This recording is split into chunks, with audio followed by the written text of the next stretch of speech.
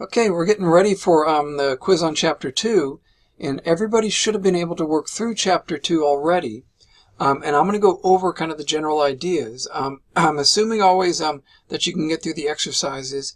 If you're having any trouble with the exercises, please remember that I do have an answer key in the library available for you. You can go get it at any time and check it out at the reserve desk, and that'll go over the drills that are in here. Okay.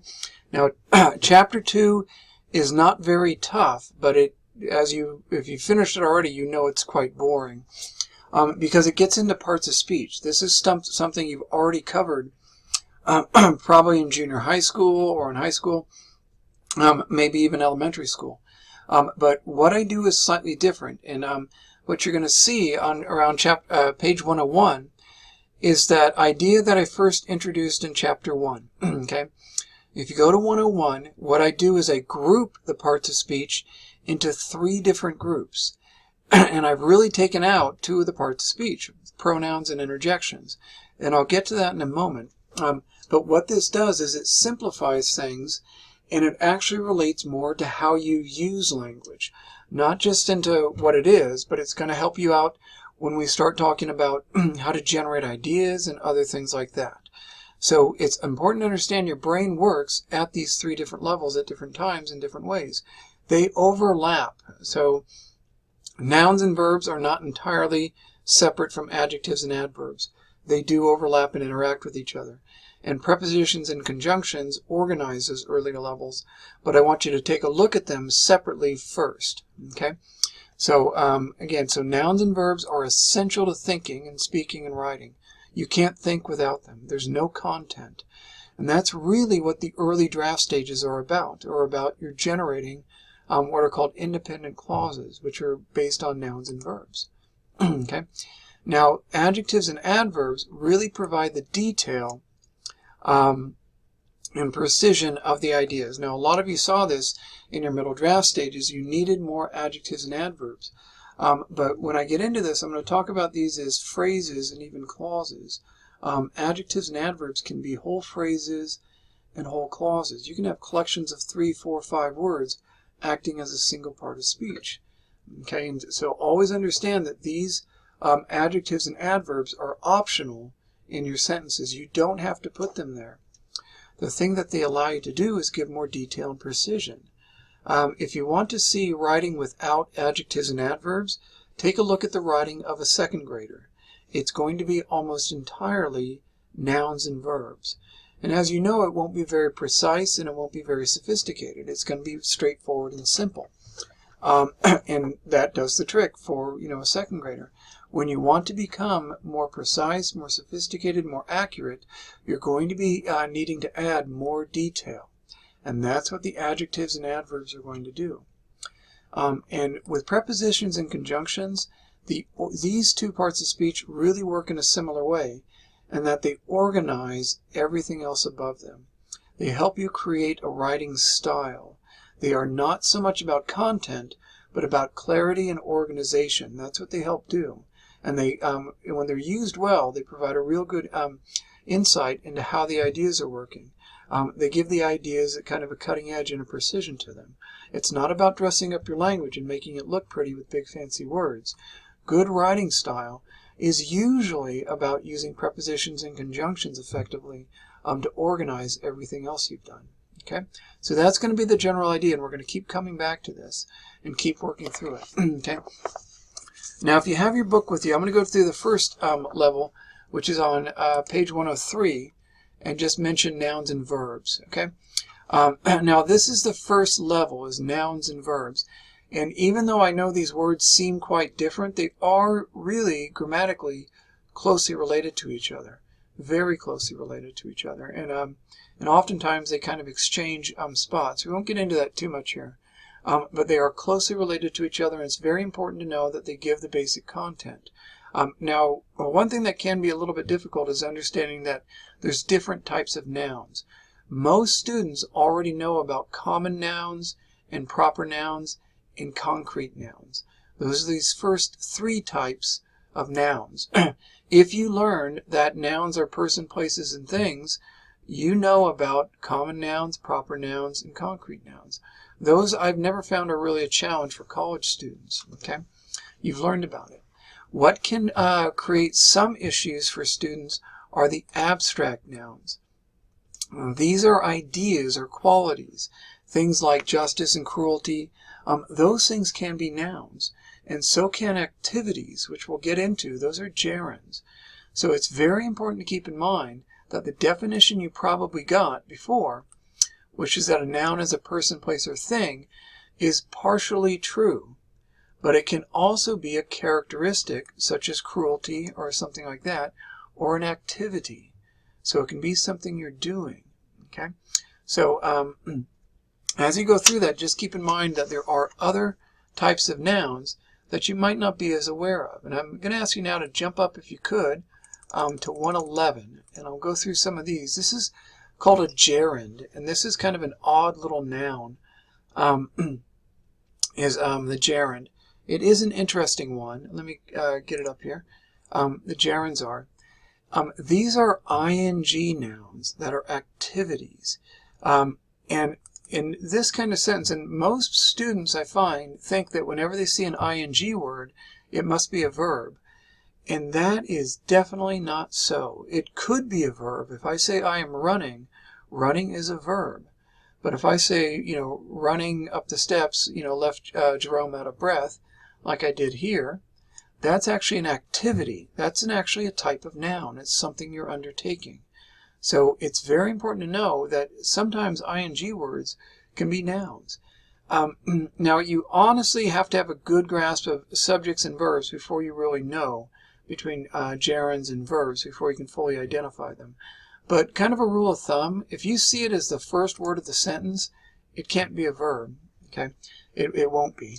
And generally, rule of thumb, if it comes around the middle, it's often a verb, not always. So that's what happens with it. So gerunds, those are a type of noun. They're the ing nouns that are an activity, and they usually come at the start of a sentence. And you have to think of them as an activity, as something you undertook. And that noun can take a verb in the end. So, and the exercises go through it, and you'll see in most cases, these exercises actually have the ing form at the front. But it can be, in the middle. You can hear an activity. So forgetting is something you can, it's an activity you can undertake. But notice it's often at the front. Not always. I just want to give you a kind of rule of thumb. Not always is a gerund at the front. So just keep an eye on it. So just don't assume with ing words that they are automatically verbs. They can be activities. Eating cereal here is an activity. That's what takes less time. That's an activity, so that's a noun. So just be aware of that. So, and we'll come back to gerunds later on. As you get used to nouns and verbs and subjects and verbs, you'll see the difference in how gerunds can work in sentences. Okay. Now, if we can go down to 115, let's get you down there. These are verbs, so I want to go over these with everybody. Most people know a thing or two about verbs, but a thing or two often, but a lot of students don't know how helping verbs and linking verbs work, or nor do they know often what infinitive forms are. So verbs are going to be, they are, as you've probably learned, actions. They can be, but they can also be links, which are not going to be actions. And then there are forms called helping verbs, which are going to help out action verbs, or they are going to help out linking verbs. They'll never stand on their own.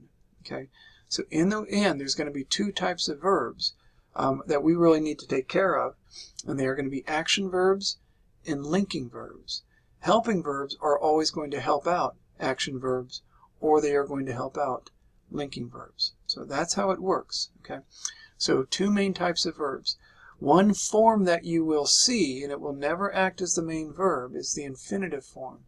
This is kind of a neutral form that can never be the main verb of the sentence. So I just want to mention it. It's the to form. English has an infinitive and a two-word infinitive. To jump, to feel, to do, to move. These forms of the verb, these are always neutral. They can't have a subject. You can't say Johnny to move. You can't say Susie to run. You can't say we to believe. It doesn't work. Instead, what you would say would Johnny runs, Susie moves, we believe, or whatever. You have to link them up to their subject. So in this to form, it's called the infinitive, but it can never be the main the main verb of a sentence. I always compare it to, like in baseball, the bat boy. The bat boy never, ever, ever gets to go to bat. So like the infinitive form of the verb never, ever, ever gets to be the main verb. It's a verb form, but it never, ever, ever gets tied up to a subject in a sentence. So just be aware of that form. So whenever we need a neutral form, we're going to go to the infinitive form and do that one. Okay. So now if I can get you to jump up to 123, jump all the way down to 123. And I'll go through action verbs. I'll just mention really quickly. Action verbs are what you think. Anything you've been told about them is probably true. Okay, those are things you do. I've never found I needed to teach students action verbs. So Columbus landed. The trip took much longer and his crew depleted.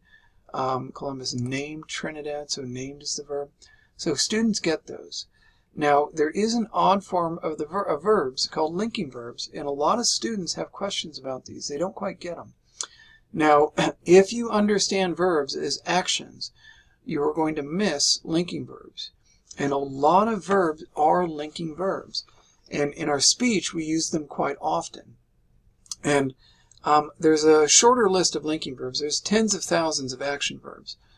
Tens of thousands of run, jump, swing, all these verbs, talk, throw, you can think of them all day long. Now with linking verbs, there's actually a limited list. And that's here. This is one list, and it's pretty darn good. This is a list of 12 of them. I've seen lists that include a few others. That's fine. And these verbs are pretty much it for linking verbs. And so you might think, hey, well, if there's tens of thousands of action verbs and only 12, 15 or so, whatever, linking verbs, I'll concentrate on the action verbs. But take a look at these verbs. Verbs like the verb to be, which include am, is, are, was, and more. That's the most common verb in the English language by far. By far. No action verb comes anywhere near being used as often as the verb to be. All these others seem, feel, smell, all these others are very, very common verbs. Almost all of them are used more often than any action verb. So what you're dealing with linking verbs is a much shorter list that gets used much more often. And it's very important to keep that in mind, that these are not actions, but they do a lot of work. There's far fewer of these, but they do a lot of work in our speech and in our writing. And they function differently. They don't have action to them. When I say, for example, the beaver appeared happy with his dam, he didn't do anything. He didn't do anything at all. I'm just describing him. That's what linking verbs do. They link the subject up with a description. Here, happy. The beaver equals happy. That's what linking verbs do. They are links between subjects and descriptions. They are just the link. They don't do the describing, they do the linking. Okay, and that's what appeared does here. This appeared here is really a link. And notice this funny thing. Most linking verbs, and that's all of these to get, to taste, to turn, you can usually, not always, usually substitute a form of the verb to be in there. I could say the beaver is happy with his dam. I could do that. And I can often substitute some of the other ones, but the to be verb almost always swaps in. Not always, but a good deal of the time. I'd say more than 80-90%. You can put the linking verb, the to be verb in there, and it's okay. It makes sense. You can't do that with action verbs. You can't take a verb like run, jump, and swap in, throw and catch, or you can't substitute with action verbs. They mean a specific thing. Linking verbs don't have much meaning to them. Really why they are there is to link the subject up to the description. And that's why it's so easy to swap in a form of the verb to be. Okay, I could say the beaver remained happy, the beaver grew happy, the beaver turned happy with his dam. That one's not so good, but the beaver felt happy with his dam, seemed happy, became happy. All of these work with that. I don't have on here became. I don't think I do I? No, became should be on there too. So that's how linking verbs work. They're an A equals B setup. That's the logic. Nobody's doing anything. And so that's why linking verbs are of an entirely different type than action verbs. And again, they do a lot of work in our language. A lot of work. Okay. And if you can jump up now to page 129, and I'll show you a little bit of something with that, those types of verbs, which are helping verbs. These are the other odd type of verb. These do not ever act as the main verb. They must help out either action verbs or linking verbs. They will never stand on their own. And these are common little guys, as may, might, must, be, being, and been, and they'll always be listed in front of an action verb or in front of a linking verb. That's how they work. And they create a thing called the verb phrase. You can have a linking verb by itself or an action verb by itself. You can never, ever have a helping verb by itself. It must help out either an action or a linking. Okay, and it always does it by stacking, like I say here, 2 or 3 helping verbs right in front of one action verb or one linking verb. That's always how they must be used. That's how it works. Okay, and that's this list here. This is our list of our helping verbs. And what they do is they don't really change the meaning. They just allow the verb to function a little bit better or a little bit differently. They can push it into the future, into the past. They can change the tense. They can do different things. They can help out. So Harvey was betting his house. If I look at this one, was betting is the full verb. That's what Harvey is doing. Betting is the action verb. Was is the helping verb. Together, they make the full verb. Betting is the action verb with a helping verb in front. Together, they make the full verb, and I often call it the full verb phrase. Okay, so that's how it works. And here it is again. I will be considering the restaurant's offer for the fry cook position. Will be considering is the full verb. The last one is an action verb. That's what I'm doing. I'm thinking about this. And will be is a helping verb, action verb. I can stack these 3 deep. Right here, I've stacked them 2 deep, and then with an action verb at the end. Okay? Same thing here. She must have been studying. The last one, studying, is the main verb. It's an action verb. And what did I do? I stacked a helping,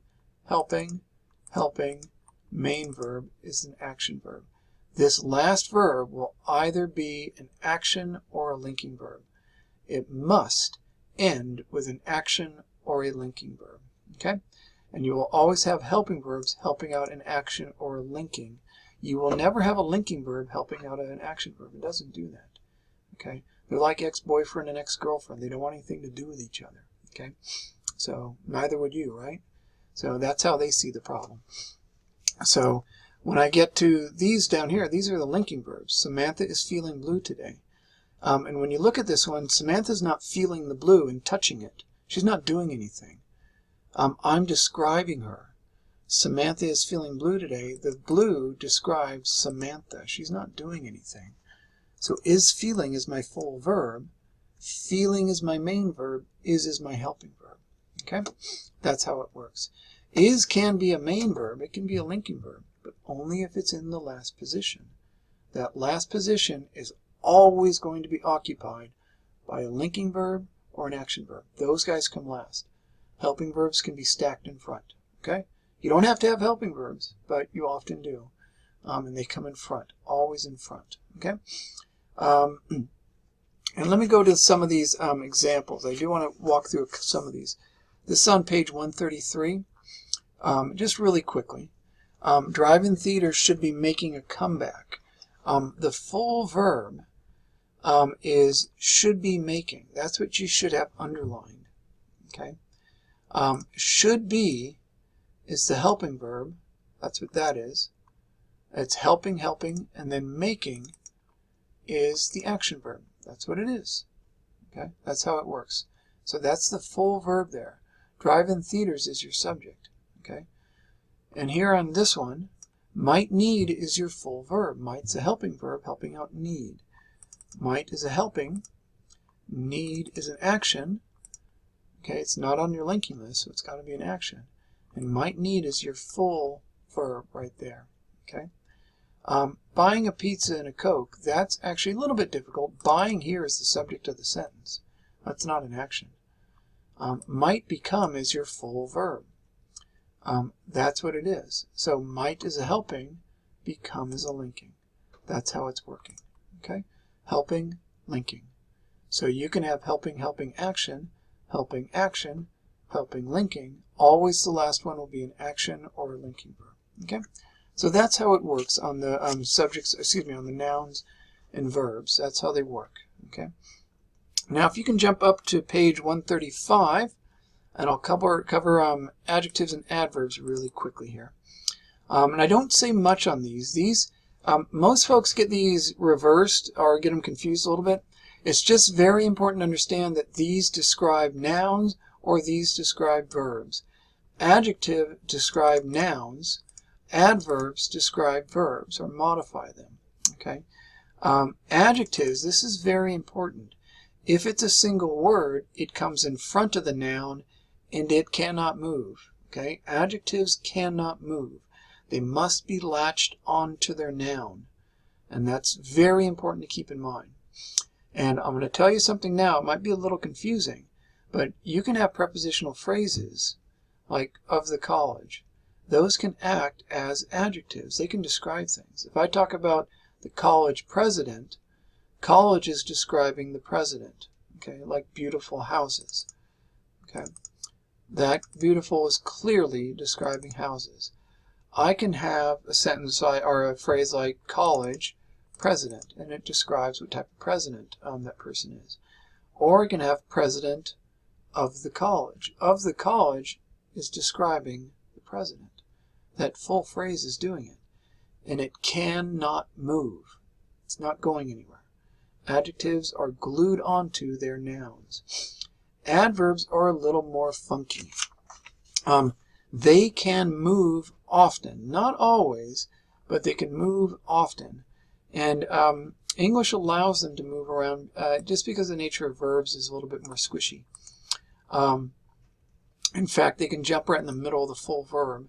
And they do that all the time. And so just be aware of it. So if you have a subject and verb like we ran, you can describe it we ran quickly or we ran home. That's a location. Those are adverbs.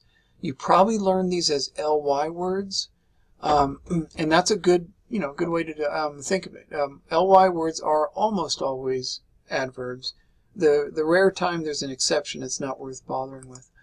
But it's important to know that that these things move often. There is a list of commonly used adverbs: always, ever, never, not, already. These are commonly used adverbs that do not have lys at the end, and yet they jump around the sentence quite often. But notice this one, and I'm going to use it here with already. This is noticing that adverbs can jump around the sentence. The dog was already barking at the neighbor's horse. And notice you can put it in the middle, right in the middle of the verb. Or it can jump to the end of the end of the sentence. The dog was barking at the neighbor's horse already. I can do that. It makes sense. You can't do that with adjectives. They must stick with their nouns. Okay? So, and you'll see that with this. Okay? So that's adjectives and adverbs. Just notice the big difference. It's going to become important when we get up to chapter 3. Adjectives do not move. Adverbs can often, not always, but often. If it moves, and you're not sure if it's an adjective or adverb, if it moves, then you know you got an adverb. Adjectives aren't going to move. Okay. So these are prepositions. Now, prepositions and conjunctions have something in common in that they don't have much meaning. Really, if you look at all these words, how do you define about? Okay, this is a list of them. How do you define by or on? Try to define on without using on. It's next to impossible to do it. Or define to. As. Define, go ahead, try that. I feel for the people who had to define in the dictionary. So it's next to impossible to do it without using the word. And it's important to know that happened not because the words, don't mean, well, they don't mean much. But it's not the fault of the people making dictionaries. It's because of what prepositions do. And it's something very similar to what conjunctions do. And if you think about the conjunctions you probably know, like and, but, and or, try to define those words. They don't have much meaning to them. They have next to no meaning. You can't really define or. And this is important to know. These words didn't really come about because we had ors lying around and we had to name them. Or we had a to and we had to name it or something like that. Or a near. These things came about because they had functions. We had to do something with them. And what we had to do was organize all of our thinking with them. That's what we did. It helped us organize the nouns and verbs, adjectives and adverbs. And so what these prepositions do is they attach nouns onto other nouns. Or they attach a noun onto a verb, which is really kind of odd when you think about it. But these things create prepositional phrases. By themselves, these words mean nothing. They're useless. I can't say beside and have you understand what I'm talking about. But if I say dog, you have something in your head now. And if I say dog runs, you've got something very clear in your head. But if I say till under or until up, by off, it means nothing. What these do is these operate with those nouns and verbs within our sentences, and they connect things. These are like glue and tape, sticking things together and organizing our thoughts for us. When you're good at using these, you're good at constructing and organizing your sentences. You can develop your thoughts and orchestrate your thoughts and sculpt your thoughts in a way that's meaningful and effective. Okay? So in and of themselves, by themselves, these words are useless. When they are joined up with nouns and attached onto other nouns, then you've got something good. And here you have some prepositional phrases like on Saturdays, to the movies, of countries, to the sanctions. These all add detail until last year in Europe. These are all adding detail to the sentences. Notice that if I took out on Saturdays, if I cross this out, let's see if I can do that. I'll just take it out. And you know I'm talking about the movies on Saturday. And if I just tell you, yeah, Domingo usually takes his sister. Notice that can work by itself. And I could say, and if you already know I'm talking about countries and we're talking about the sanctions, notice if I tell you a number agreed, and you already know what I'm talking about, notice that these prepositional phrases add detail. They add precision to the thinking. When we're speaking with people, oftentimes and usually the other person really knows a lot about what we're speaking about. They already know.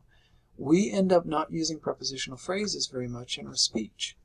When we're writing, the other person oftentimes does not know what we're writing about. That's why they're reading the materials we're giving them. That's why prepositional phrases become absolutely essential to good writing. Very good writing includes about half the page is going to be prepositional phrases because that adds detail to your writing. So that's what it does. In your speech, it's going to be under a quarter of your speech is going to be prepositional phrase. But good writing, it's about half the page. It makes up a very distinct difference in your writing because it adds so much detail. And when you're done with this exercise on 211, notice that all the sentences will make sense. But notice how sparse they will be. What you will be doing is basically creating those types of sentences that second graders write. The economic situation was looking good. taking medications can be complicated. Notice I can take it out and they still work. But notice how choppy my sentences are going to be and how they're going to lack detail. This doesn't add fluff, it adds precision. Okay? With the recession dragging on, to do things with their time, I can take all this. Many people have found better things to do. Notice all of those things I've erased add detail to the sentences. That's what they do. Okay? Now with conjunctions, I'll just mention these are pretty easy. And, but, nor, your big ones. All you've got to do is, review those. There is another type of conjunction in here called the subordinating conjunction. We're going to come back to those in Chapter 3. But notice that conjunctions, most of what they do is link things up. Okay? That's what they do. The conjunctions put things together, and that's how they work. On the phrases, I'm going to go through the 5 types of phrases here. Make sure you understand that these things operate as single units. So a noun phrase is a simple recipe. The verb phrase is has been walking. Prepositional phrase with olives, skipping rocks, to dine alone. These things operate in your sentences and in your thinking as single units. And these things will function as nouns by themselves, as adjectives by themselves, as verbs by themselves. That's what they'll do once they're solidified and isolated in a sentence. They function as single units. Okay, so I'll leave it there. Go ahead and wrap up 2 and keep it going in the class, and we'll see how you do on quiz number 2. Take care.